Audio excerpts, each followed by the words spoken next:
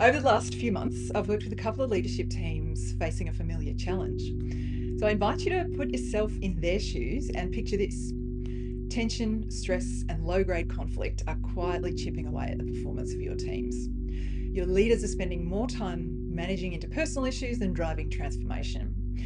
And it's not that you don't care, you do care deeply.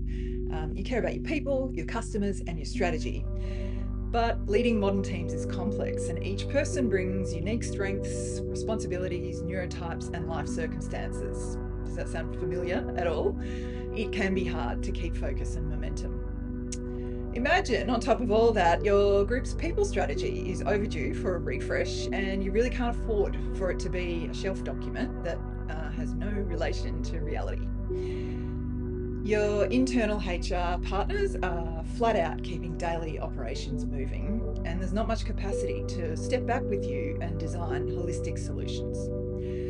So what if you could turn all that friction into forward motion? What if your leaders spent less time firefighting and more time driving strategic impact? And what if your culture didn't just tolerate difference, but used it as fuel for innovation and performance? Moments like this, I think, call for a partner who can help you see the system as a whole and build solutions that actually stick. So, of course, you engage NeuroFuel. And together, we build your team's capability for neuroinclusive leadership as a starting point, and we weave those skills directly into your next generation people strategy.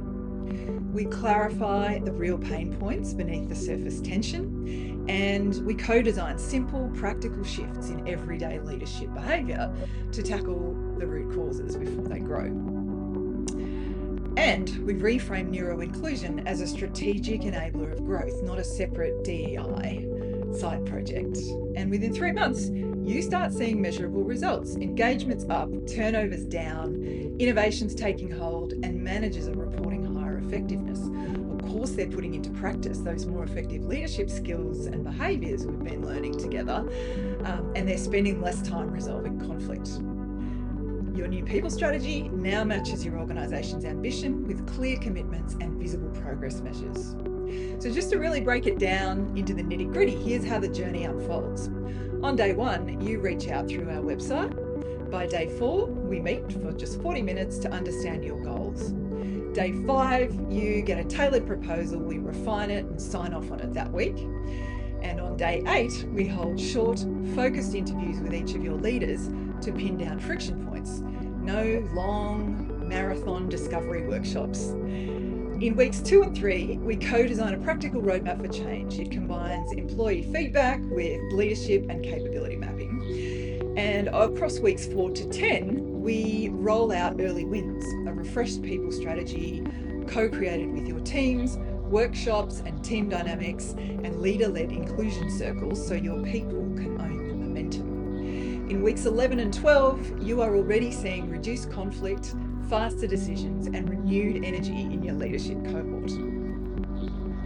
Your people start saying things like, geez, seeing my manager make real changes with psychological safety has lightened my load a lot. It's freed up energy and headspace, and I can use that to work better with other colleagues. And people say things like, oh, yeah, we misunderstand each other less, and when we need to have a brave conversation, we can just have it and walk away unscathed. That's what real progress looks like.